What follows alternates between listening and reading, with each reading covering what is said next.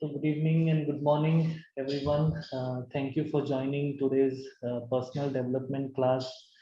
The topic is problematic smartphone use. This topic may seem little insignificant for a personal development class, but it actually contributes a lot to how we are actually personally doing. And there are a lot of things. One of the things which I thought of bringing this topic here is I have some personal, real examples which I can share. And I feel that even though we may not be actually having some issues with the smartphone use, we can definitely help someone else who is actually facing this problem. Okay, so has anybody heard of this word nomophobia? I heard it just now in my Okay, entire life. okay. So it actually came.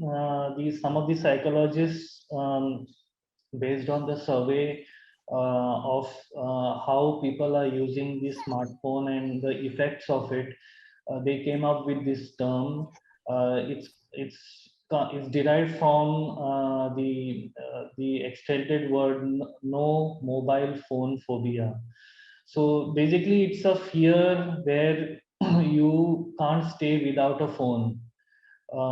We are so engrossed with it, or we are so used to using the smartphone, we cannot live without it. So that's the term no mobile phone phobia, which is nomophobia. And as I said, it's basically because of the cell phone addiction and the amount of time that we use the smartphone and we are dependent on it. So in the last 2 years, even during the pandemic, though we were working throughout, but there were a lot of people around us, maybe even our friends or even some of our cousins who are studying in school or college, who actually got into this because of no classes going on, and they had their own time where they could explore other ways because they couldn't go out. So this is a phobia. This is a nomophobia, which the psychologist term. Another thing that a general term to make it more understandable, which is the title of the PDC today, is problematic smartphone use. So as I mentioned before, it is mainly related to the smartphone overusage, and generally any device with internet access which we use very excessively.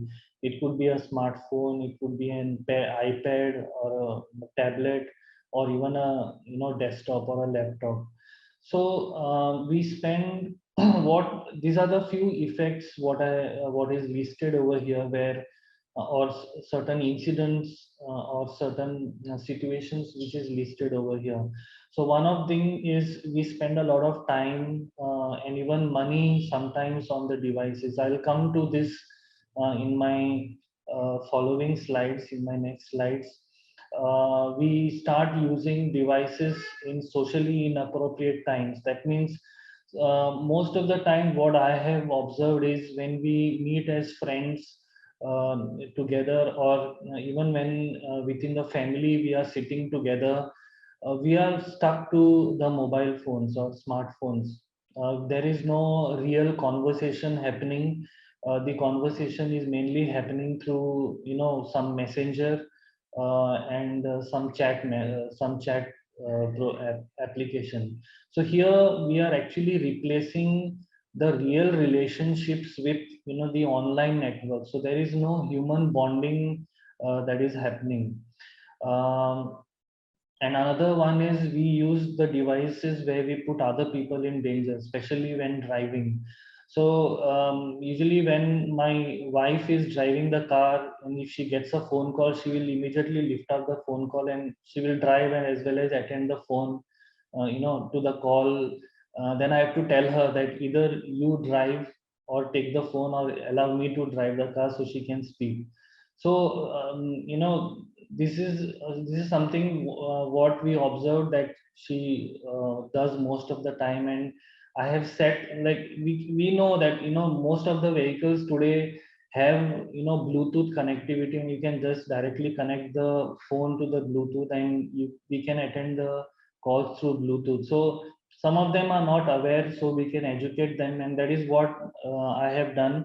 So when she enters the car, her phone is the first one to get connected to the Bluetooth, so she doesn't have any problem in the future. So it's basically to see how we can save the self and the others through the smartphone usage. Other one is the apps or the websites we may be using, and the social media networks. It's a no-brainer over here, because most of us, I think every person who is using a phone is on is on some other some social media network, where they see different posts, and they respond or see other posts. And these kind of apps, they are actually designed to encourage ongoing use. That means you feel like using it more and more, and you get tied to it. You don't feel like leaving it. And these kind of apps, they feed our dopamine systems through these systems of likes and shares. Have you all ever heard about dopamine? What is it? Yes, Uh, hormone. this is hormone, yeah. Yeah. This is emitting from the brain, right? Yeah. Yes. Yeah. So it's a type of a neurotransmitter, and our body generates it, and the nervous system uses it to send messages from one cell to the other. So it's like a chemical messenger, and it also helps us how we feel, so mostly related to emotions. So when we get stuck to this, either the smartphone, a lot of smartphone usage, or certain kind of apps which keeps us stuck to it, the dopamine levels are very very low, and it affects us emotionally. That is how we, the point what I mentioned earlier. We When we start using the device in socially inappropriate times, there are no real relationships. So we this when these dopamine levels become low, this is what happens, that we miss on the real relationships within human beings, because we are stuck more in the online networking rather than the physical ones. So here are some effects of problematic smartphone use, which we will know about. Okay. So the first one is the effects on mental health. I mean, this is very obvious. And the first thing that happens is we lose our self-esteem and self-confidence. Now, what happens is the social media platforms or the posts which are there, they are posted in such a way that we come to believe, or we when we see a lot of posts by other members or friends or somebody who else we are following, we start believing them, and they are portrayed in such a way, it makes us feel that the other people's lives are better than us. It may be just maybe some post which may be posted a long way back, which may be not the present situation. But since we do not know the truth, we start believing that these people's lives are much better than us, and because of this, we start getting these mental problems, and the depression and anxiety takes place. We start getting this, the inferiority complex, that other person's lives are much better. Okay. And the main thing is the social media platform is so well curated or presented, and they are done through a lot of expert knowledge, because we may have heard about many situations where there are groups or there are companies where they create the social media posts just to lure people or spread false information, and the posts are there what other people want to see. That means we want, there may be people who will be posting things to promote self, or to promote self in an inappropriate manner, which actually creates problem for others. So a lot of young people get pulled into this, and it affects their mental health. The second part is the relationships. As I mentioned before, when we are with people, when even when as friends, or even when as a family we are together, um, we, because we each of us have a smartphone, we get glued to the smartphone, we hardly communicate verbally with anyone, and we are busy looking at what kind of posts are there or what is there, and maybe we may be communicating via the chat messenger. So this is something which is very common, and it's actually creating a lot of mental which the mental health is affected, and uh, the verbal communication with somebody else is more important than the smartphone or the online network. So even if we have seen in the last 2 years also during the pandemic, a lot of us were had shifted to Zoom calls, even for short meetings, like even 5 minutes or 2 minutes meeting if wanted to have, we used to do that, and we saw that disconnect happening between us, and now things are getting improved and we are meeting together, so the longing of meeting together gets reduced sometimes when we get attached to smartphones. And we have observed this, and that is one of the reasons we feel that getting into the office and connecting with people is much better, and having that real relationship rather than Zoom relationships. Okay, so this is one of the causes which actually causes one of the things which causes the health problems, in the mental health problems and relationship problems, because we don't know what the other person is thinking, or we cannot see the other person's emotions, right? And we sometimes react based on our own thinking, because we cannot see what other person is feeling or what emotion the other person is showing. So that is how the relationships get affected, because we may be having fun, but what the other person is thinking from the other side, or what other person is feeling from the other side, we will never know. So that is one of the thing we should, the if one of the effects is. The other part is effects on attention span and ability to concentrate. Um, if I go back to the point where we spoke about the dopamine level, this is where it affects that it loses our it reduces the concentration, and the attention span, and this is what we saw, or what I have seen with my kids when the online classes started.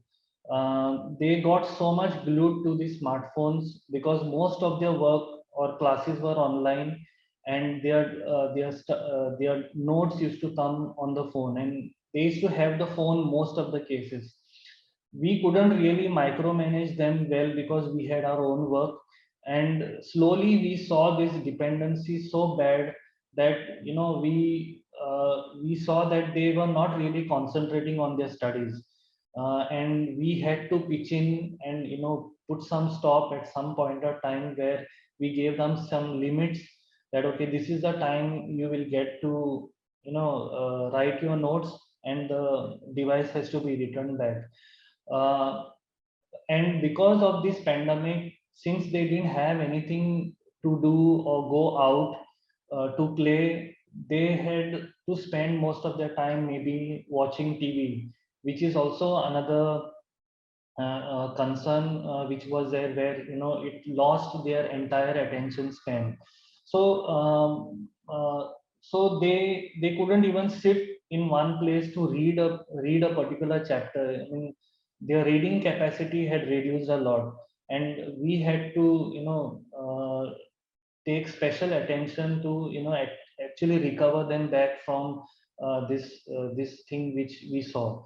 So another part is playing games. So where we see using the smartphone, there are so many apps now which we see where there are games where certain rewards are given, and there are online network games where we compete with each other, which is another concern which we saw. So because of this, there is hardly any desire to even read a book. Most of the thing we want to do on a smartphone. So this is another part which we have to see what effects it faces. Then is the physical health, obviously, because we get stuck to the smartphone, we don't move anywhere out, and we just eat, sit, and maybe just lying down for hours with the smartphone. And because of that, a lot of diseases takes place. Like obesity is one of the most common thing, because there is no physical activity happening, and because of that there are other things that is affecting them as well. So there is diabetes, heart, cancer. So we see a lot of young people facing a lot of these issues. Another part is the availability of fast food. So you could order the fast food just by through an app, and you could get it. There is no effort to try out some new dish on your own and have it. So in the same case where because there were no schools, there was no physical activity. Even because of the pandemic, there was not much physical activity, because the young people were not moving out. So now things have improved. So this is what we see. um, I think I covered most of the points, because they spend a lot of time in front of the TV. Okay. The last point is another thing which I want to emphasize over here, is that most of us, maybe even after dinner, or while having dinner or lunch, the uh, we have the habit of going through what messages we are getting, or what posts are there, or sometimes even watch TV. So especially during dinner time, or even just before we go to the sleep, we should avoid watching TV or even use our smartphone, because when we use our smartphone or watch TV just before going to sleep, the brain is for the brain, because of the light on the smartphone or on the TV, it is still day. So it takes a little time, for the brain to start getting into the sleep mode.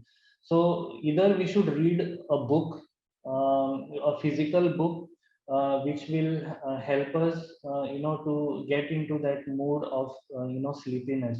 So this is one thing which affects health, because we use the smartphone just before going to sleep. We may get a sleep, even though we lie down, we may not go off to sleep very easily.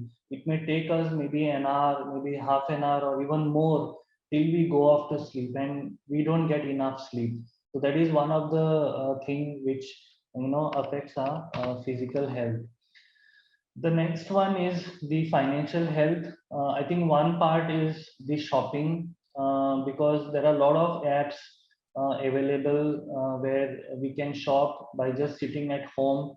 There are a lot of offers which lure us that this is the shopping bonanza, and even though we don't want certain things, we because there is an offer, it urges us to buy, and that is how we spend money, and we lose money also.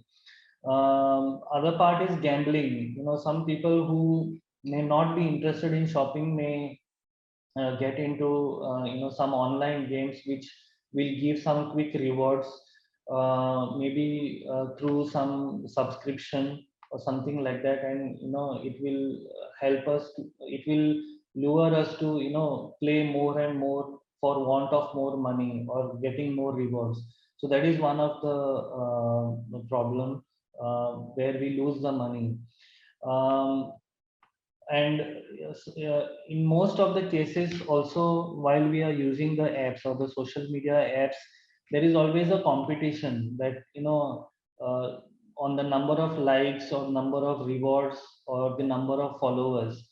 And we there is always a competition between the friends, that okay, I have got so many number of followers, and that is always this prestige issue we have.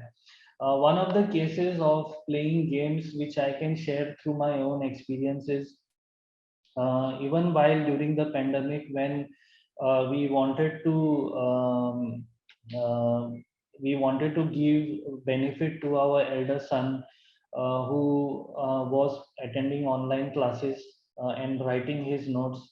We thought for a while that we will provide him a phone which will help him, because most of the time he was using my phone and I used to never get it when I actually wanted to use it.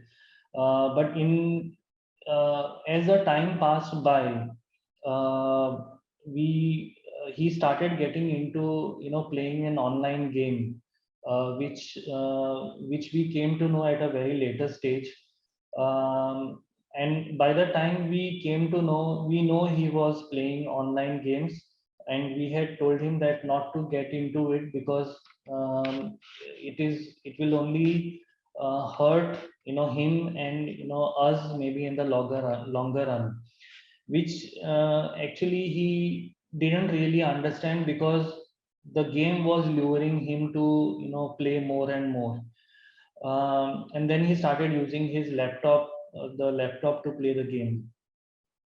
And there was a time when we he started getting some phone calls, some threatening phone calls, and I came to know about it because the phones were coming on my phone mobile. And we actually came to know that he had actually traded some money on that game, which was not very significant at that point of time, and it was an early stage. When we actually checked with him, he wasn't really admitting to it.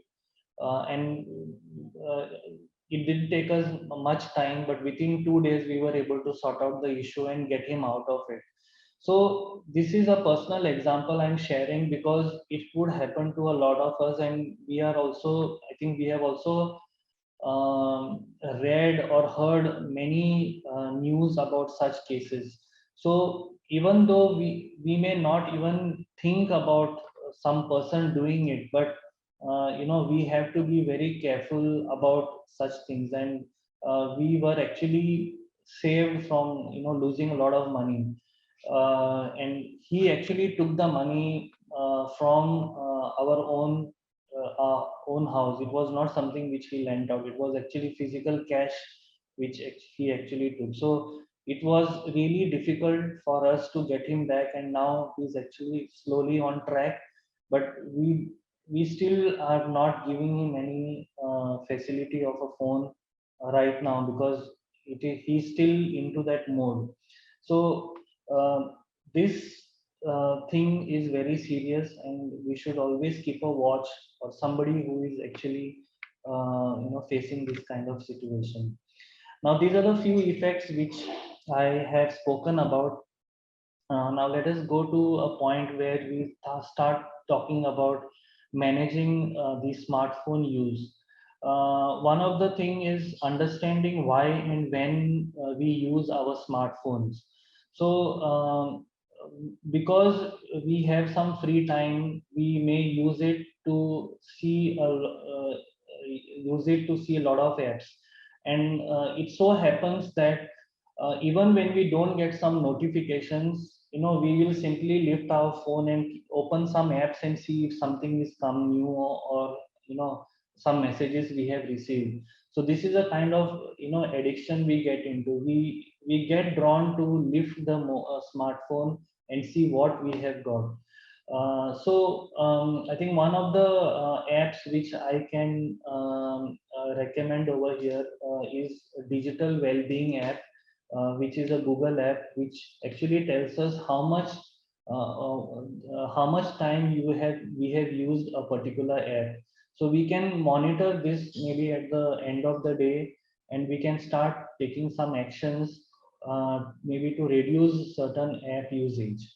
So one another part is reducing or controlling smartphone use. Maybe we can set ourselves some phone free times, and we can push ourselves where we can keep the phone away for some time and force ourselves not to use it, or put it in some other room, or give it to somebody else, because we have that tendency to go and lift the phone again and again. And in most cases, as I said earlier, that not we respond to certain things very quickly. Maybe sometimes what we could do is we don't respond immediately to certain notifications, because the notifications will keep popping up every time, and it will always lure us to lift the phone. So if we need the phone for work related, then we can definitely use it, because we will know that okay, there is some work related message that is always coming in, maybe some Slack messages, or some official messages on a WhatsApp. But in other cases, we must always decide when we should respond to certain messages, or to to notifications or emails. So we could set aside some work time or and home time. Otherwise, we will not be able to give enough time to our family. We'll be more caught up on sitting with our smartphones, and that will actually be a problematic smartphone use. The other ones are turning off the smart phone at night, or leave it away from the bedroom or bed. Um, One of the things I think we all know, that phone radiations are very bad, and maybe most of us have the habit of keeping the phone next to us, maybe a desk next to our bed, or maybe near the pillow or under the pillow. So this is quite bad, because the radiations are always on, and because the phone is close to our brain, it may affect us. Um, Yes, we do have set alarm on our smartphones.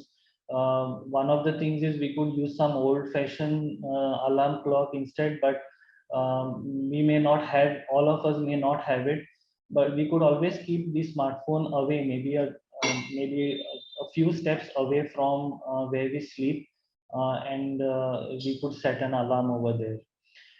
The other part is going out and meeting friends. So as I mentioned earlier, where it affects our relationships with the people or friends or family members. We when we go out and meet our friends, we have the tendency of, instead of talking to each other, we may even be using the smartphone, even when we are sitting in front of each other on a table, maybe in a restaurant. So in these cases, maybe we should keep our smartphones in a bag, or keep it on the table in the center, one may be stacked above the other, where we have real conversations with our friends, or even when we are doing a family out. So that is one thing which we could do. And definitely a professional help would be advisable when we feel that some people who are used to smartphone, or a digital device for a very long time, and they cannot get away from it. We could suggest a professional help. So that would be very advisable. So the last part, moving away from smartphones, though we may try a lot, we may have, some kind of withdrawal symptoms. There are a lot of things which we sometimes don't, or we take it for granted, that I may not use it, but we tend to, get pushed towards it. And while we are doing that, these withdrawal symptoms are obvious. We'll feel irritated.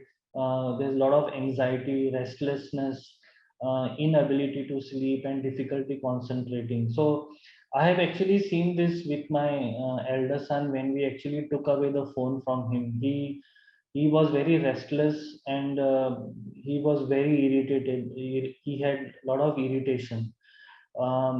Definitely, there was difficulty in concentration, and this is the withdrawal symptoms what we have seen in him. So this is a very serious issue. This actually will pass, but we shouldn't give in to temptation. I think that is more important, that we should be more determined not to be getting smartphone, addicted, or even when we see others, we should help them understand why we shouldn't use a smartphone, for a very long time, or any digital device for a very long time. So there is one app which is available on Play Store. I don't know if it is there on iOS. It's called Digital Detox. I know my son was using it, but this is something which I have to set based on my own determination, that I can restrict, using the phone, or it will not allow us to use the phone or any apps for a particular period of time. Even though he had installed the app, I saw him using it for very few times, but it did not really help. So it's more about, we get pulled towards using the smartphone. So our determination of not using it should be more stronger than what it is.